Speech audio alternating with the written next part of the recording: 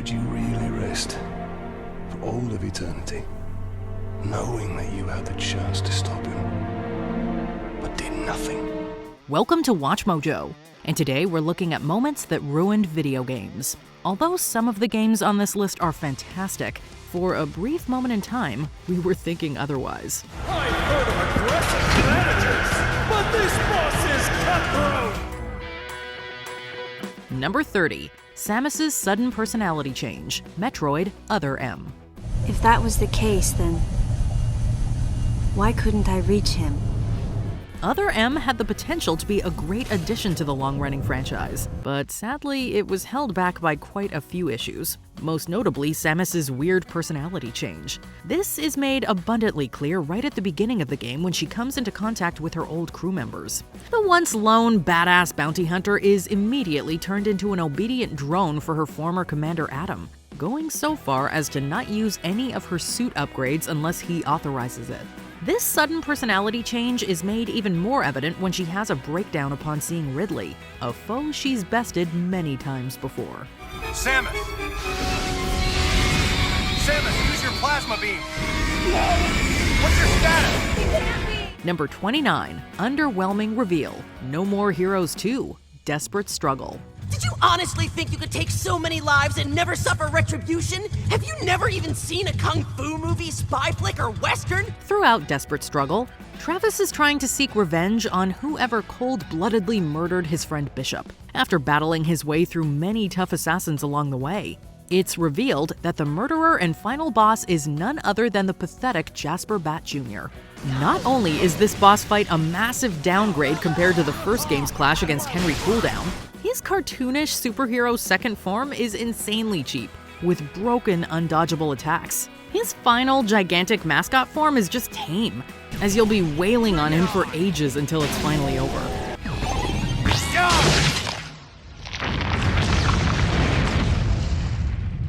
Number 28. Showdown with Rufus, Final Fantasy VII Rebirth.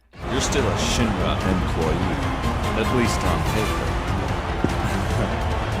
And as your boss, I figured I'd dispose of you personally. Was that meant to be a joke? Rebirth not only features one of the best battle systems in Final Fantasy, but also some of the greatest boss fights. So it's a real shame that this encounter left such a negative mark on what is otherwise a fantastic video game. After taking on a gauntlet of boss fights such as Rude and Elena at the Gold Saucer, the president of Shinra randomly makes his entrance to face Cloud. Battling against this boss fight without your party members is annoying enough, but the most infuriating thing about this clash is that Rufus has the ability to counter any of your attacks, reversing them and gunning you down.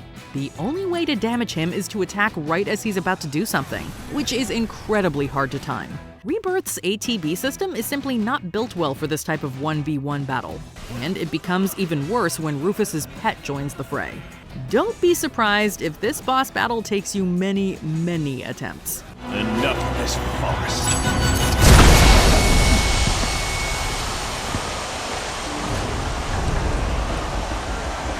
Number 27. Fighting the Dact, Halo 4. The fighter's shields aren't rated for slip space. No, but the Didacts are. Prior to this fourth iteration, the Halo franchise had produced some of the most memorable finales in video games. Halo 4 already had a lot to prove, as it was the first game to be developed not by Bungie, but instead by the newly formed 343 Industries. And for the most part, it succeeded. Unfortunately, Halo 4 is mostly remembered for its incredibly subpar final boss. After building up the Dact as an unstoppable force of nature and potentially the series' next big bad, players take him on in an awful QTE sequence. Now, we know Halo isn't exactly known for its great boss fights, but even a long bullet sponge showdown would have been better than this.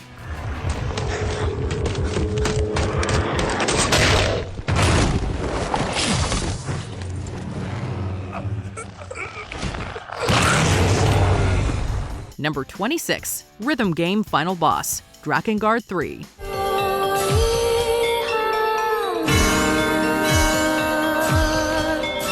Imagine playing a hack-and-slash action game for around 20 hours, only for it to have been a complete genre change right at the end. Well, that is exactly what Drakengard 3 did, and it resulted in one of the most frustrating video game moments of all time. In the final boss battle, players must battle their way through an 8-minute-long rhythm game, where if you miss even a single note, it's all over.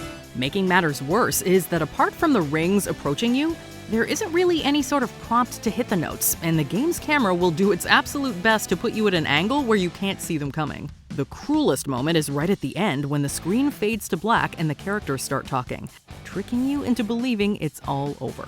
There's a reason why so few have completed this route. It's almost time. Okay. Number 25, Fang the Hunter boss fight, Sonic Superstars. Sonic's latest side-scrolling platformer is an unfortunate case due to the fact that while the levels themselves are pretty good, the boss fights are so bad that it brings everything down. And while the final boss is a real pain, nowhere is this more apparent than the showdown against Fang the Hunter at the end of the Golden Capital stage. For almost 5 minutes, the player will have to avoid all sorts of annoying hazards on a floating platform such as lava, lasers, and fire as the camera moves at its own pace. There will be plenty of times where you won't see any of it coming, resulting in a lot of trial and error before you even get to face off against Fang properly. A feat that is far more difficult if more players fill the screen at once. And if you mess up, you'll have to start all the way from the beginning again, wasting a whole lot of time.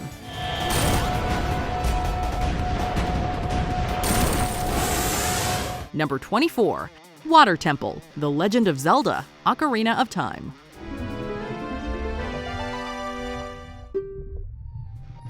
Ocarina of Time is without a doubt one of the greatest games of all time, but it also contains one of the most notorious sections in gaming history. Talk to anyone who's played through the game, and they are always going to bring up how frustrating the water temple was. The main focus of this 6th dungeon is to constantly change the water levels by playing your ocarina in order to access new areas. The backtracking involved causes this to get very repetitive fast, and you'll often find yourself wondering where the heck to go next. To add insult to injury, you'll have to keep equipping and unequipping your iron boots in order to traverse through the water, creating a very frustrating experience all around.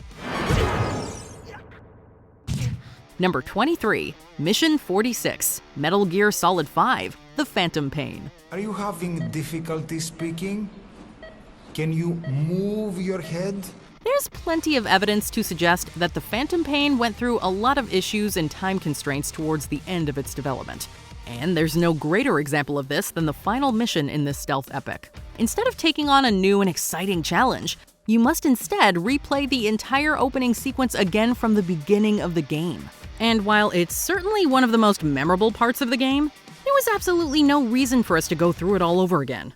We could have just restarted the game from scratch if we wanted to. The only thing we get from it is a new short scene at the end with Big Boss, but it definitely was not worth the almost 50 minutes it took to get there.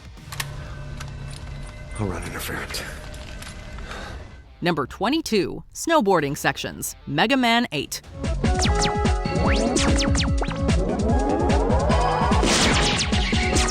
Quick reflexes can come in clutch in just about any mainline Mega Man game. But this segment from the Blue Bombers' 8th outing asks way too much from the player. Mega Man has to traverse an auto-scroller part of the stage while on a snowboard. All the while, an obnoxious robotic voice calls out to the player to either jump or slide to get past the next hazard. Jump, jump. It sounds simple on paper, but you have to be so precise that players end up dying again and again and again. Worst of all, there's yet another snowboarding stage waiting for you in Wily's Tower, which is arguably even harder. Number 21, Battling the Black Hand of Sauron, Middle-earth, Shadow of Mordor. I have a gift for you, Celebrimbor.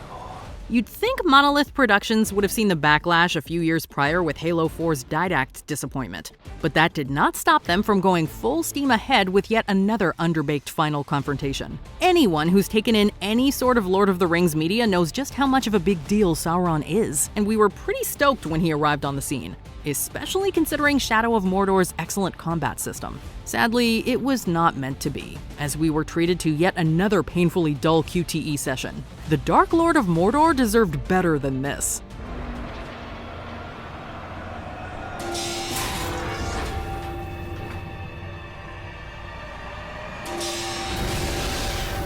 Number 20. Arson Cases, L.A. Noire. Biggs will show you the ropes, Phelps. This is arson. There are no ropes. L.A. Noire was a lot of fun for the first 3/4 of it. Who wouldn't want to run around as a detective in the 40s interrogating suspects, solving murders, and getting caught in car chases? Well, all that excitement came to a grinding halt when Cole's career came crashing down and he's quickly shoved into the arson department. Hand over the gun. Keep your head down until your board hearing. I forbid you to make any comments to the press. It's at this point in the game where puzzles become more obtuse, as finding clues at crime scenes is like finding needles in a haystack, and the pacing of the game comes to a bewildering crawl. Honestly, we can't blame you if you stopped playing because of these cases. Everyone else is selling, but you're the holdout, aren't you? I was the last. I thought I could hold out for a better price. Number 19. Blighttown, Dark Souls.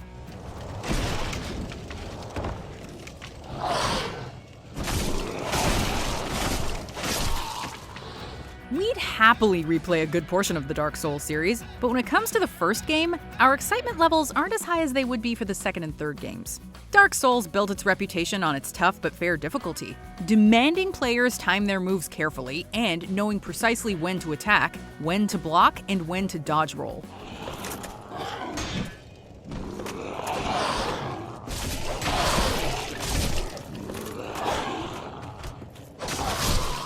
That all goes out the window when players reach Blighttown, as this area suffers from frame rate issues, making it tricky to time your moves right. Thankfully, the problem has been fixed in the 2017 Dark Souls Remastered, 6 years later.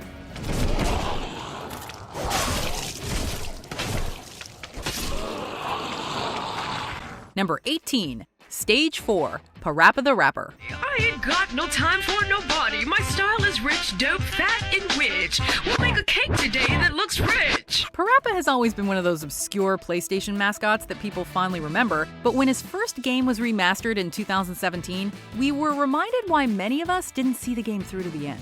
Take out the shrimps, the clan, and the purchase. As if the awkward timing wasn't bad enough in the first 3 stages, Stage 4 made the game even more infuriating. Even though it feels like you're pressing buttons at the right time, the game will constantly throw you between the good and bad ratings. What more does this game want? Hell if we know. We stopped after hearing the song Reset for the 100th time. Number 17. Marauders and Tentacles, Doom Eternal. My eyes have been opened. Let me help you to see, Slayer. While Doom Eternal has been met with mostly positive reception, there are 2 enemies in the game that are the frequent talk of contention. Tentacles often feel like a sucker punch and lead to a sudden end of many Ultra Nightmare runs.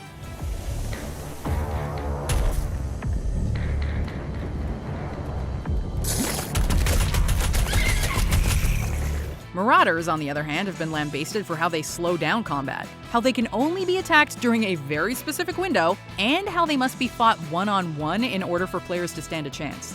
It's honestly no surprise that so many players are fuming because of these 2, and it has sparked a discussion on removing them.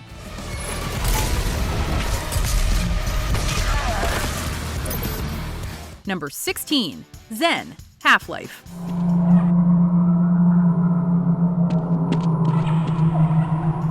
One cannot deny the marvel that was the first Half-Life. At the time of its release, no other shooter had accomplished the same quality of cinematics and AI. However, there are very few players out there that will defend the Zen chapters.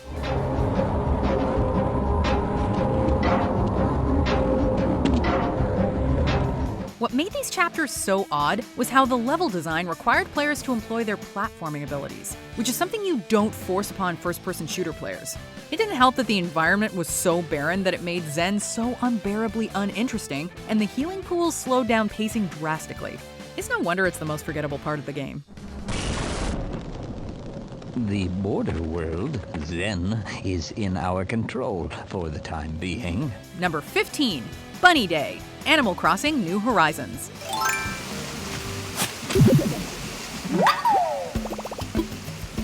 What was supposed to be the exciting start of seasonal events in New Horizons quickly became one of the most resented. All was right on our island paradise until Zipper showed up and started trashing the place with freaking eggs everywhere. everywhere.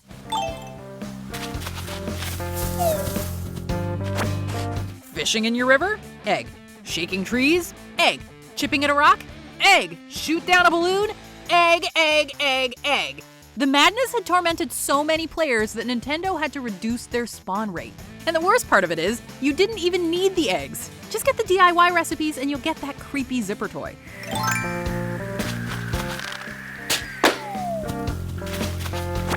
Number 14, Finding the Tribals, Jet Force Gemini.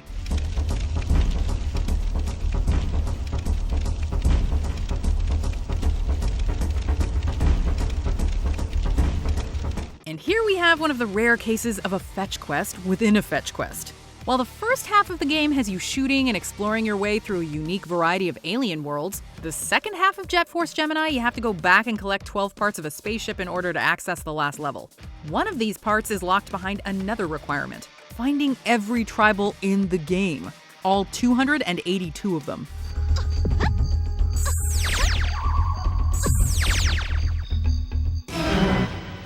This is a task made unbearable by the game's unreliable save system, as it only records a tally of how many tribals you collected, but doesn't specify which ones.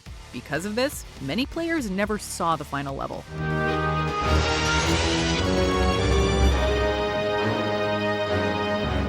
Number 13, Jason, Heavy Rain. Jason! Jason! Jason! Jason! Heavy Rain isn't for everyone, at least not for those looking for action-packed gameplay. However, those who were looking for an intriguing story were treated to an intense murder mystery. That isn't to say Heavy Rain was perfect, as some of its unconventional gameplay made the game the butt of many jokes, from its dancing speech commands to requiring a button prompt for literally every action. Of course, we could never forget the insanely ridiculous Jason segment. Aimlessly wander around, pressing X to Jason every second? We understand this moment is supposed to strengthen our bond with Jason, but some of us ended up turning the game off and leaving the kid lost forever. Jason! Jason! Jason! Number 12, The Triforce Quest, The Legend of Zelda: Wind Waker.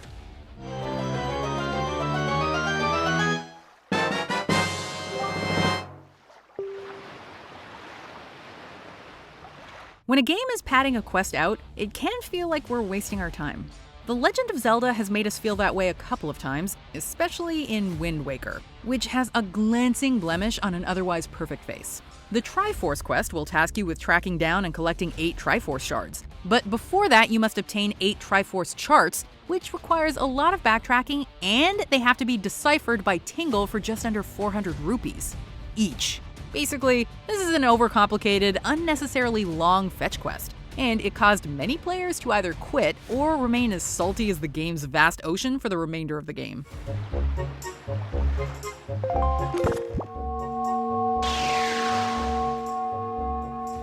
Number 11, The Tower of Blades, God of War.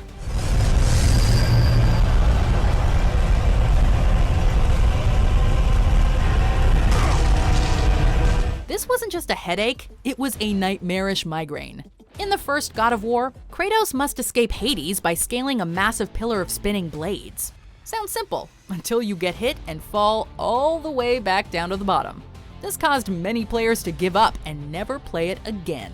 Although this problem did not go unnoticed by the developers. In an interview with Games TM, director David Jaffe admitted that this segment was not tested, and focus testing was skipped because they thought everything was fine with it. This was something he regrets doing. Well, at least he's honest about it.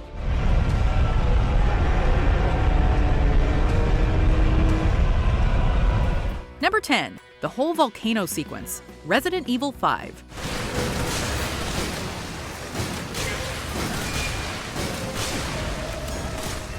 One of the most polarizing games in the franchise, Resident Evil 5 made some drastic changes to the series formula by making co-op gameplay its main focus. Resident Evil has been known to feature some of the most ridiculous moments in gaming, but none has been quite as absurd as this. As the final level in the game, we witnessed Albert Wesker turn into a tentacled garbage monster, and we were subjected to quite possibly the most insane QuickTime event of all time, Chris Redfield punching a boulder. We honestly don't know what was ruined more, our thumbs or this game.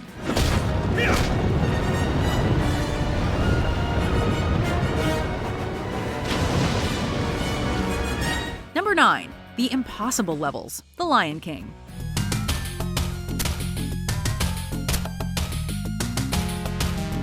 If you somehow managed to conquer The Lion King's convoluted monkey puzzle, then you got the unfortunate experience of playing one of the most difficult platformers ever made. Chances are you eventually became so frustrated that a controller was thrown, or you uttered your very first obscenity before officially quitting. What if we told you there was a reason for the game's unforgiving difficulty? According to Lewis Castle, co-founder of developer Westwood Studios, Disney believed that if players managed to beat the game, they would not buy it. That's a fair point, but this was a game designed for kids, so challenging wasn't a friendly term to younger players. At least Aladdin was easier, more or less.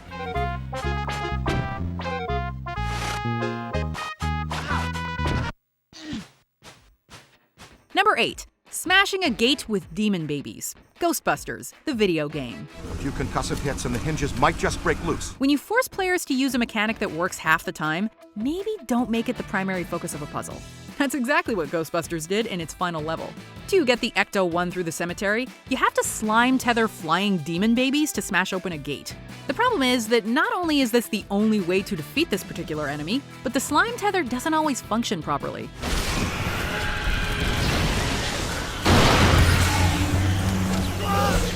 Most of the time, it'll smash the nuisances into other things, or fail entirely and do nothing.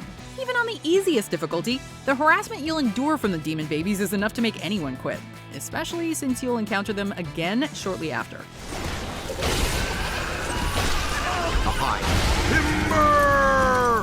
Number 7. Batmobile sections. Batman: Arkham Knight. Just a matter of time before I find you, Dark Knight. We've lost the Cobra. Maintaining search pattern. For years, fans had been itching to take the Batmobile out for a spin in the Batman Arkham games. Well, developer Rocksteady made it happen for the final chapter in the series. And it was certainly not what everyone was hoping for. Many players felt glued to the Batmobile because of some missions requiring the player to race a time limit or blow up enemy tanks. Don't worry though, the Batmobile's cannons are non-lethal. How even? That makes no sense, it's a freaking tank!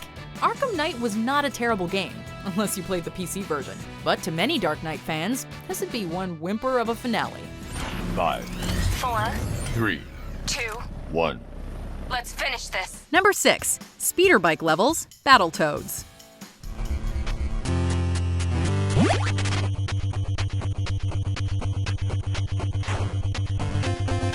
Battletoads might be one of the most difficult platformers in gaming, but there are a few portions that are somewhat doable.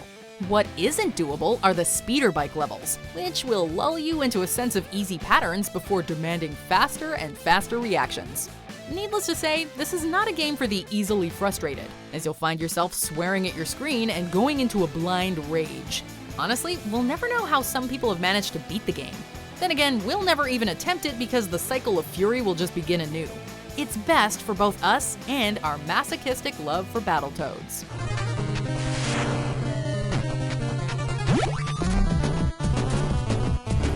Number 5. Iden Versio's Complete 180. Star Wars Battlefront 2. Eliminate the rebels and return to the Corvus. The Emperor's plan must not fail. Yes, sir. Agent Hask with me. Agent Miko, cover us from here. Prior to launch, DICE and Electronic Arts touted the single-player campaign as an opportunity to play as the bad guy, a chance to see the perspective from the Empire as they take down those rebel scum. Seems like they were ready to show something interesting in the first half. I did not call for you, Commander Versio. Vardos is our target. One of them, yes. Why? The entire planet and its people, they're loyal to the Empire. However, the entire campaign falls apart when Iden suddenly defects to the rebels because, "You destroyed my home planet, I hate you, Dad." In short, it was less of a seeing through the eyes of a stormtrooper and more of a cop-out to tell a story that heavily borrows motives and cues from other Star Wars stories. Oh, and she falls in love with Del, as if the story couldn't get any more tropey. You really think I'm gonna let you just float out here alone? Del. We're Inferno Squad. You and me. Number 4. The Animus, the Assassin's Creed series. Great, that should do it. We'll email you the receipt. Till next time, take care, Sean. Bye-bye, yes, bye. And don't expect any more free coffee. To newcomers, Assassin's Creed seems like a series of grand adventures that take place throughout different time periods. This belief is not entirely wrong, but it's also why many new players have left disappointed. For example, Black Flag boasts an excellent experience and is regarded as the best in the series. However, when the Animus is ham-fisted into the plot, it feels like you just took on a second job.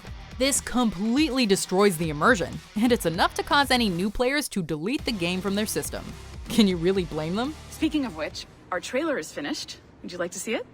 I owe you that much. Number 3. Big's Campaign, Sonic Adventure. Froggy? Uh-oh. Many fans fondly remember Sonic Adventure for its open exploration and quality graphics. Well, at the time they were. Is it the best Sonic game ever? Well, it could have been had it not been for Big the Cat. Only a terrible character like him could deliver such an abysmal experience. In case you were never subjected to it, Big's campaign involves fishing for his pet Froggy in various levels. Yes, it's incredibly tedious, and the poor controls certainly didn't make the experience any more tolerable. Needless to say, many of us put the controller down to go question our life choices and the purpose of searching for this damn frog.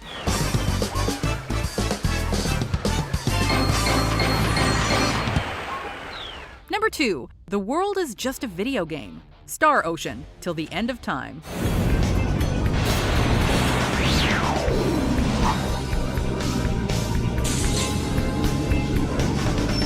Imagine clocking so many hours into an RPG, and when the story's reaching its climax, you witness a plot twist that completely decimates your hard work. Star Ocean did exactly that until the end of time.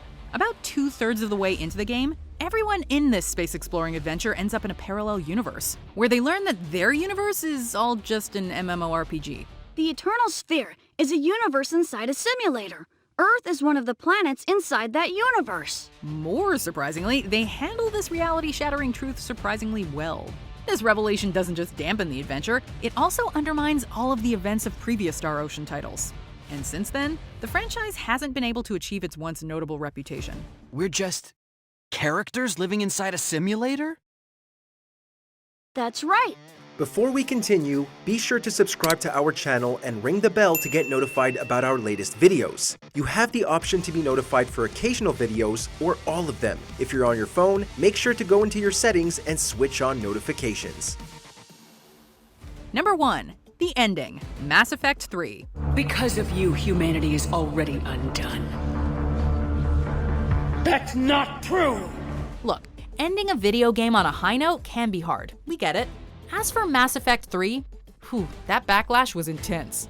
When it launched, critics and fans praised Mass Effect 3 for its combat, music, voice acting, just about everything was as perfect as Mama's cooking. Except the ending. The ending was a complete mess, as both fans and critics pointed out contradictions and inconsistencies in the narrative, expressing their disappointment and frustration. How could BioWare end the series on such a sour note? This prompted BioWare to release free DLC known as the Extended Cut, which added more to the story while resolving a few problems.